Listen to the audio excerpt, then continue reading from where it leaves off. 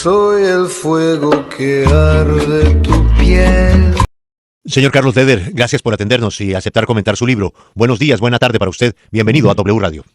Doctor Julio, muy buenos días. Aquí desde Frankfurt, Alemania. Amanecimos hoy tapados de nieve, el invierno. Colombia, el país más afortunado del planeta, que está en el Ecuador, no le cae invierno. Un abrazo grandísimo. Escuché a mi abogada y a su persona referirse al libro que hoy lanzo, y usted me da la oportunidad de hacerlo en su plataforma a nivel global. Adelante. Señor Leder, yo quiero comenzar con una parte que no entiendo de su vida. Nada justifica los crímenes que usted y sus compinches cometieron para entonces, pero otras personas, socias suyas en el delito, no tuvieron la oportunidad que usted tuvo.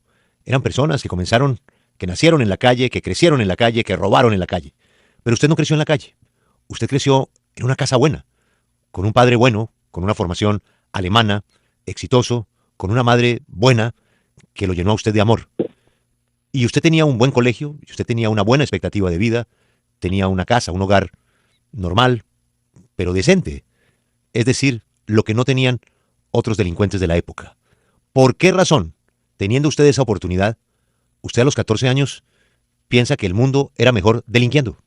Julio, su pregunta es sabia y para mí continúa siendo un enigma. Las decisiones que tomé, las ambiciones que tenía, las urgencias que me llamaba en mi razonamiento a realizar.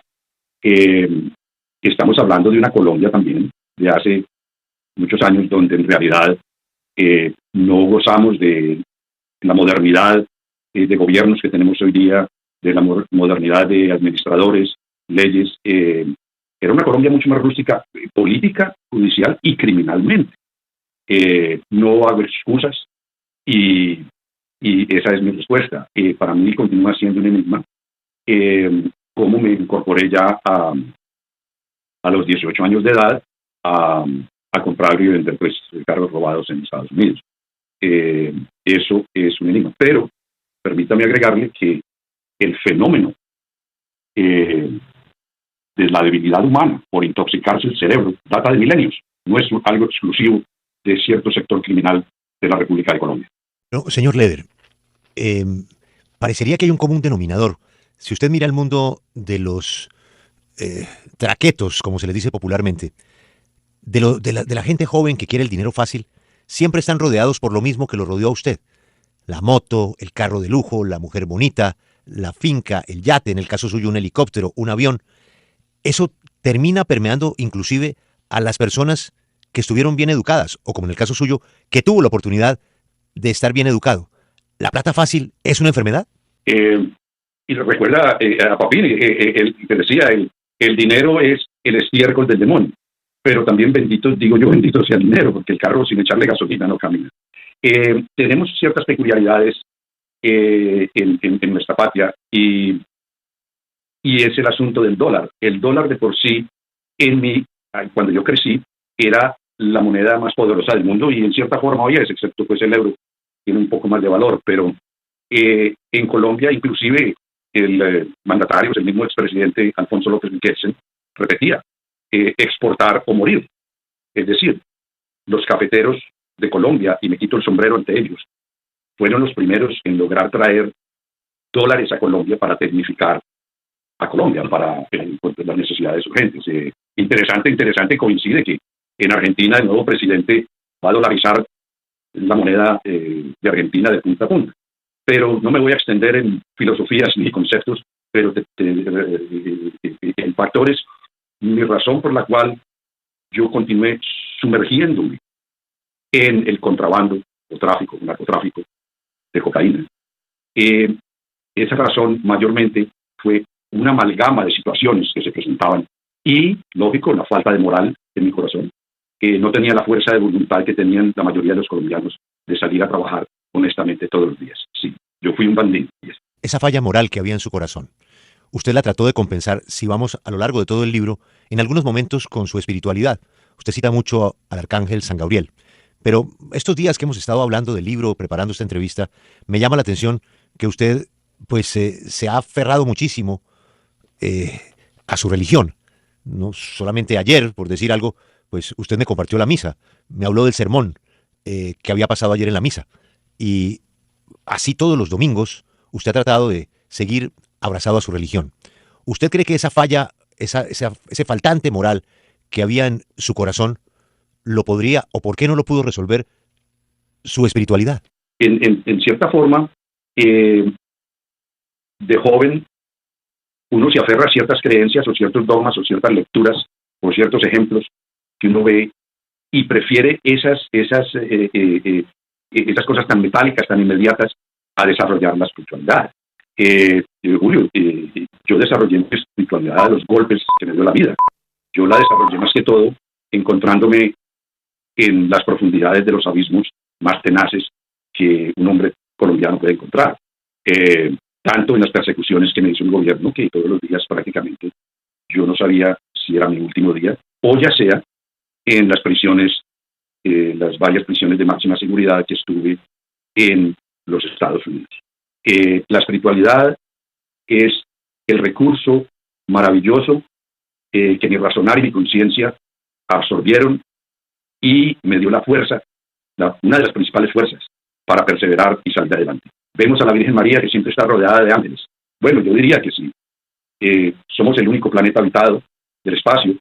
Si la Virgen María y Dios Creador va a enviar a sus ángeles a alguna parte, es aquí a la Tierra.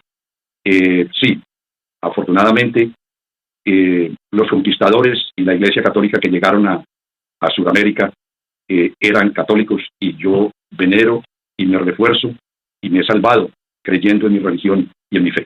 Quiero ir al comienzo de la historia. Usted comienza a delinquir. Delinquir es delinquir, en cualquier grado. Pero usted comienza con exacto. algo que podríamos decir es menor al lado de lo que le esperaba la vida. Es ese mercado de carros en Estados Unidos que es muy popular y que usted no se inventó. Ese negocio usted no se lo inventó. Será un negocio del que muchas personas hacían su agosto. Los carros robados, después revenderlos por partes, en fin. Y ahí usted la pierde. Va a la cárcel, regresa a Colombia. Y en Colombia usted conoce a don Arturo, conoce al Gago, que yo creo que eran delincuentes de un nivel menor.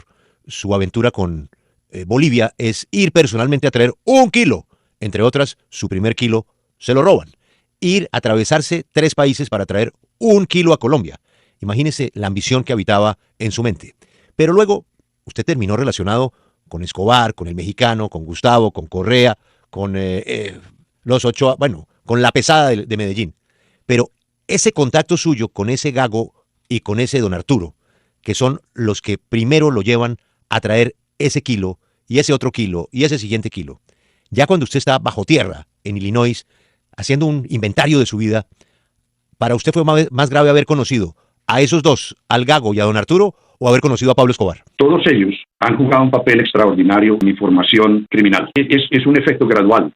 Y me envicié a ganar dinero, no fácil porque es complicado, pero a ganar el dinero en una forma que en Colombia comenzó a surgir. Y cada uno de nosotros, en el cartel que eventualmente se formó, era jefe de su propia organización criminal. Que conllevó a que yo descubriera un método de exportar la cocaína a los Estados Unidos, a los Federal Express. Salía hoy, allá estaba mañana, pasado mañana. Entonces, en Sudamérica, que el precio era mínimo comparado al precio de Estados Unidos, y vuelvo y repito, la voracidad de esa época por comprar y comer y oler y intoxicar el cerebro con cocaína, se disparó. Pagaban unas inmensas cantidades de dinero por 1 kilo. Entonces se volvió, con estos otros socios en transporte y en el crimen, se volvió una organización. Y la amalgama, la formación, la consolidación fue por primera vez nosotros, en realidad de campesinos superados solamente, criminales, sí, pero no teníamos universidades.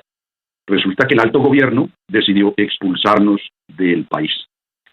Eso fue lo que formó lo que hoy se conoce el cartel de Medellín. Y yo, después de sobrevivir todas esas penurias, dichas y desdichas, decidí, ya en mi libertad, escribir mi biografía, escribir mi libro, escribir mi historia, escribir mis vivencias, para compartirlas con mis compatriotas, para que no sean tentados en el futuro y en el presente por el dinero fácil del narcotráfico. Eviten contagiarse, porque ya los sistemas de justicia son tan avanzados que todo el que se involucre termina en la cárcel, perdiendo su familia, perdiendo su fortuna, o también muerto por las mismas mafias de narcotráfico. Señor Leder, este inicio del relato suyo, al que hace referencia Julio con el gago, don Arturo, termina pues de un viaje suyo hasta Bolivia y regreso, y luego lo mandan a Estados Unidos, lo detienen y vuelve a Colombia, y usted vuelve a la casa de sus padres. Y uno se pregunta, ¿qué le dijo el ingeniero Leder, su papá, cuando se enteró de eso? ¿O él sabía desde antes que usted ya estaba haciendo negocios, transportando cocaína de un lado a otro? ¿Qué le decían en su casa? ¿Qué le decía el alemán que era su papá? Sí, doctor Julio, mira. Cuando yo regresé, yo fui capturado en Estados Unidos cuando tenía 20, 21 años, bajo los cargos de posesión de 300 libras de marihuana y unos cargos de carros robados, conspiración de carros robados de una ganga de carros robados.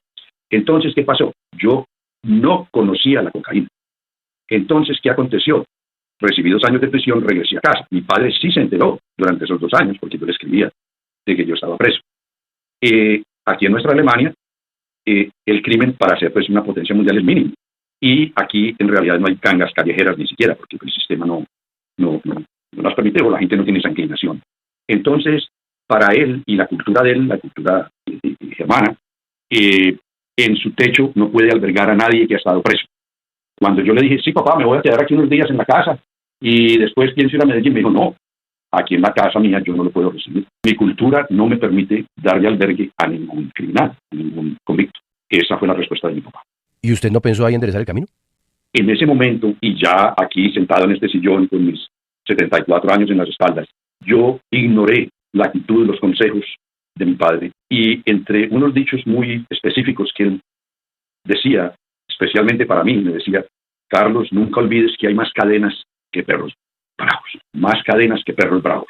Entonces, sí papá, en realidad yo era, cuando regresé, recuerdo, yo me sentía manchado, marginado, exconvicto, tachado, señalado. Opté por irme para Medellín y allí comenzó todo el episodio de la exportación de cocaína. ¿Eran muy permisivas las autoridades en esa época con quienes se dedicaban al narcotráfico? Porque usted terminó montando un concesionario de carros de lujo ahí en el Poblado, cerca del Centro Comercial San Diego, como relata en el libro, y eran pues unos flujos de dinero gigantescos, con unos carros además de muy alta gama. ¿Las autoridades miraban a otro lado o ya sabían ustedes a qué se dedicaban y no les importaba? Julio, lógico, tú, muy ilustre audiencia, mis compatriotas, existió un surgimiento de la llegada del dólar por las exportaciones de coca, pero no había transporte fijo o tecnificado de Colombia a Estados Unidos. Es natural de que esa demanda y la gula por el dinero y la necesidad de revender el producto a más alta tarifa nos impulsó a muchos a comenzar a tratar de exportar coca a los Estados Unidos, y por ello fue que eventualmente pagué 33 años de prisión día por día en los Estados Unidos. Y un factor es que yo reconozco ciertamente que escogí la profesión equivocada, porque tuve muchas oportunidades de simplemente ser un ciudadano más, o un profesional, o un arquitecto, un ingeniero. Y permíteme agregar, más del 85% de los hombres y mujeres de Colombia llevamos nuestra sangre España, la sangre española, la sangre europea, la sangre del conquistador, la sangre del intrépido, de buscando alternativas, no necesariamente la sangre las tendencias de quebrantar las leyes, sino de expandernos, de expander. Y yo, honestamente, sin presumir, he aprovechado ese atávico europeísmo que nos invade la mente y el sentido como una guía para actuar cada vez más civilizadamente. Y llevo casi 4 años ya de libertad en Alemania. Hice mis tareas y afortunadamente pues vivo inmensamente tranquilo. Ahora, y le aseguro a su persona, a mi familia y a los compatriotas de que estos 4 años sin crimen, sin delitos, sin ser perseguido, han sido los 4 años más felices de mi vida. En los Estados Unidos, los capos del narcotráfico de allá son igualmente perseguidos que los colombianos que llevan narcóticos hacia ese país, ¿o son más laxos? ¿O ellos sí tienen el poder de corromper a las autoridades de los Estados Unidos? Julio, yo de eso sé bastante porque precisamente estuve en las entrañas del imperio, como entre comillas. Estados Unidos afortunadamente tiene uno de los sistemas de justicia más correctos y balanceados del mundo democrático, del mundo moderno. Por ejemplo, yo estuve allá 33 años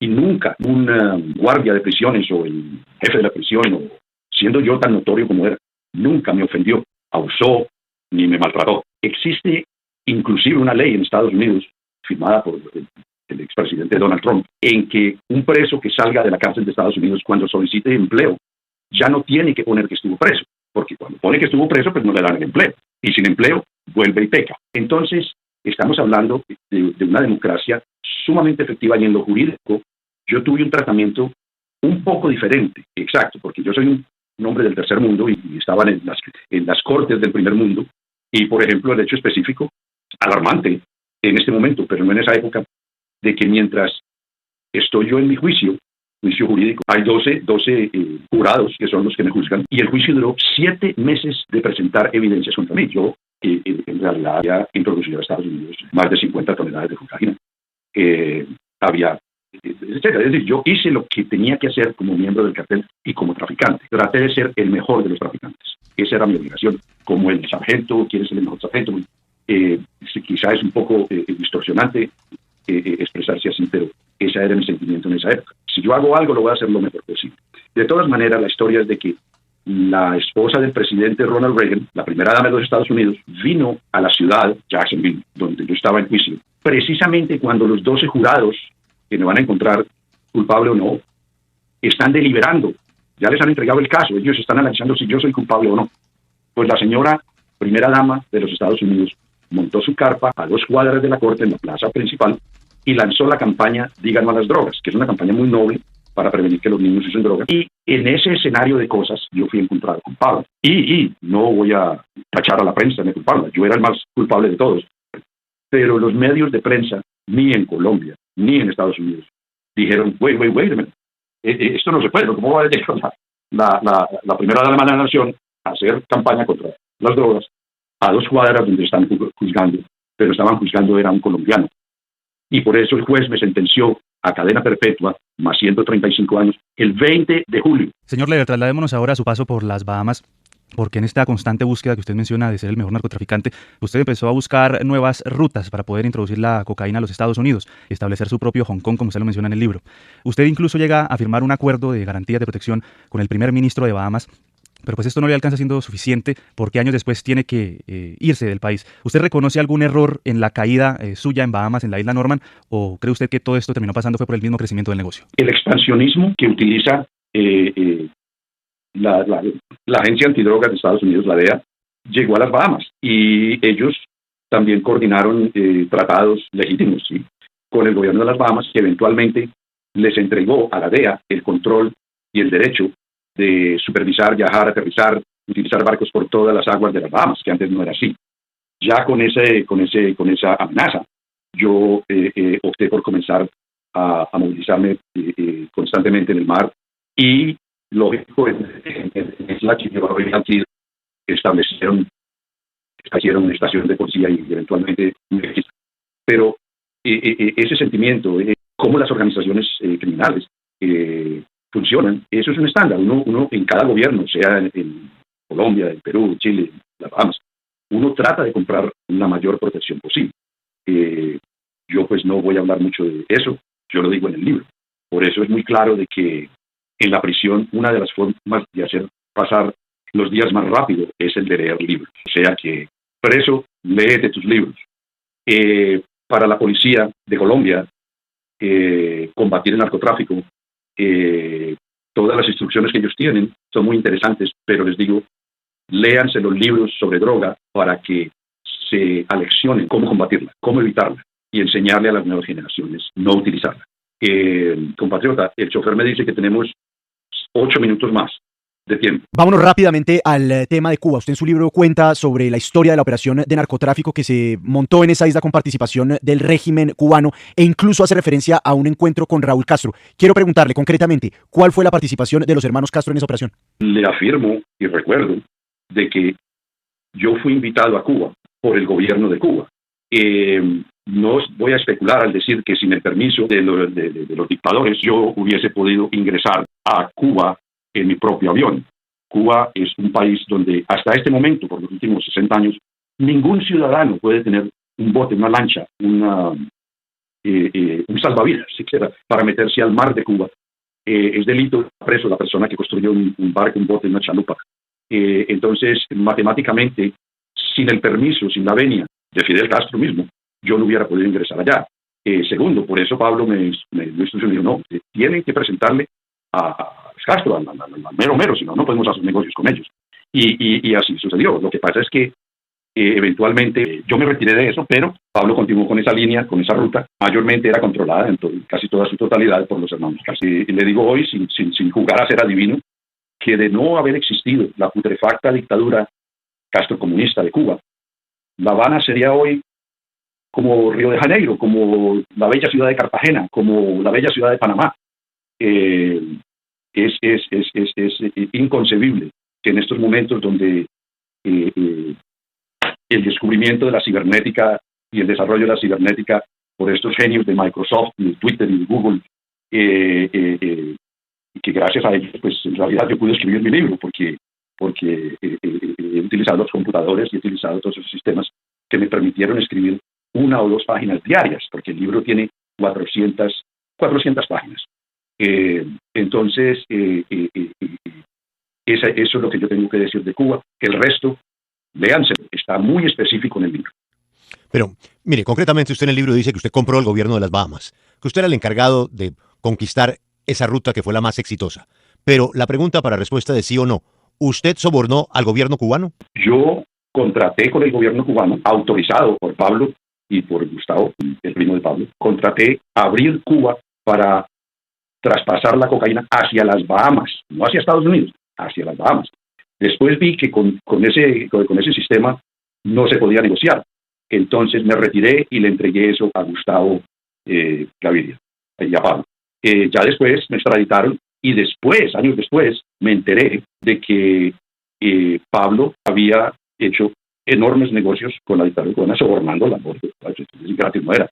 Y lo cual terminó en una catástrofe, porque Cuba, ellos no sabían traficar y comenzaron a traficar directamente la cocaína en lanchas de Varadero a la costa de la Florida. El sistema de seguridad de las fronteras y naval de Estados Unidos tenían todo eso monitorizado. El resto, pues, está impreso en el libro. Julio, me encanta muchísimo y que me haya dado esta oportunidad y este podio para lanzar, promover el libro, y tengo la esperanza de que quede la lección para aquellos que en una u otra forma quieran ganar dinero fácil. El dinero fácil sale caro. Yo lo felicito a usted por sus 40 años de tan loable y constructiva labor como paladín de ideas y la libertad de expresión. En Colombia la libertad de prensa tiene que ser sagrada y tiene que ser protegida y tiene que ser estimulada, y usted lleva una de las principales banderas de la libertad de expresión. Así que yo lo saludo expresivamente a usted, agradecido y admirado, lo mismo a toda su audiencia, tanto en Colombia como en Estados Unidos. Yes. Señor Leder, a usted lo entrega Pablo Escobar, porque según usted, él mismo se dedicó a acabar con el cartel de Medellín y a liquidar a sus socios. Pero hay quienes dicen que usted lo entregó porque usted se estaba volviendo un personaje muy incómodo. Inclusive que en ese delirio de persecución que usted tenía, terminó matando a un pistolero de él. ¿Qué hay de cierto en eso? Es bastante extenso, pero la realidad fue que el que estaba fuera de control era Pablo mismo, no Carlos Leder. Pablo tenía inmenso poder, tanto político, porque manejaba la policía de Medellín, tanto político porque tenía a los hermanos Londoño White protegiendo y sobornando a los jefes en Bogotá de policía, etcétera, para que no molestaran en Medellín. Y yo le agradezco muchísimo, y todos los que participamos en ello, a los Londoño White, porque protegieron al cartel por muchos años y en Medellín no habían allanamientos. Pero entro en muchos detalles y muy específicos y muy exactos en el libro. Yo soy muy claro, muy específico en lo que recordé. Me demoré casi 16 meses escribiendo el libro. Como le comentaba, que mi táctica, con humildad lo digo, pero también con orgullo, fue escribir un par de páginas al día. Había días que no podía escribir y al otro día escribía 3 y después corregía, y gracias en realidad, repito, a Microsoft y Google y todos estos nuevos sistemas cibernéticos, fui capaz en mi rehabilitación, en mi contrición de haber hecho lo que hice mal en la vida, de contar mi historia y contar mi experiencia y decir, que el narcotráfico tiene dos garantías: o termina uno en la morgue o termina en la cárcel para siempre. Señor Leder, los políticos colombianos, usted habla del Partido Liberal en su libro. Usted habla de una vaca de $800.000. El candidato en una entrevista, Enrique Santos, dijo que solo habían recibido en Medellín, a través de la tesorería del partido en Antioquia, 24 millones de pesos. ¿Usted cómo puede probar que son $800.000 y no 24? Julio, finalmente, porque el chofer ya me está llamando, que nos vamos, pero y sin interrumpirle en absoluto. Ya el post-mortem que quieran expresar algunos políticos eso. Ahora, yo sé que nosotros le entregamos ese dinero a la campaña, a los hermanos Londoño. ¿Cuánto dinero los hermanos le entregaron a la campaña o al candidato? Eso ya es cuestión de ellos. Hay que tener en cuenta siempre de que sea lo que sea, sean las mafias que sean o las administraciones criminales que sean, la economía subterránea está en todos los países, no es exclusividad de Colombia. La economía subterránea, que son dinero sucio, dinero criminal, siempre da donaciones en muchísimas partes y yo prefiero que un candidato reciba dinero de un colombiano, provenga a que reciba de una embajada extranjera. Julio, con todo el respeto y todo el agradecimiento, debo irme para un compromiso que tengo. Usted y yo conversamos anteriormente. Espero de que mi pronunciamiento sea efectivo en los oídos, especialmente de los jóvenes, que son a veces muy ilusos, como cuando el M-19 le dio por secuestrar a los narcos, que creyeron que el gato se podía comer al perro. Eso no ocurre. Así que le digo a los muchachos hoy día, no se involucren en el tráfico y venta de narcóticos. Bueno, Julio, con eso le agradezco infinitamente y por el resto mis plegables. Le tengo una última pregunta. Usted habla de la reunión de Panamá, en donde se iba a hacer un acuerdo con el Estado colombiano y los narcotraficantes. Esa reunión para usted no tenía ni pies ni cabeza porque el documento Pablo Escobar nunca lo iba a avalar ni a aprobar. Pero yo quedé con una inquietud. ¿Usted estuvo en esa reunión? Julio, soy muy específico en el libro. Yo nunca viajé a Panamá después del asesinato de el ministro de Justicia, Lara Bonilla, acometido por Pablo, individualmente por Pablo. Yo nunca volví a Panamá. Hay especulaciones de que absolutamente, yo no estaba en Panamá, yo estaba en Nicaragua y yo no tengo absolutamente nada que ver con la propuesta. La propuesta la hizo Santiago Londoño Huerta, la escribió, ¿no? De boca de Pablo. Pablo después se refugió en Nicaragua. Bueno, Julio, el resto está en el libro específica y claramente. Le agradezco la oportunidad de manifestarme y lo felicito nuevamente por sus 40 años de tan constructiva labor como paladín de ideas y la libertad de expresión. Carlos Leder, vida y muerte del cartel de Medellín.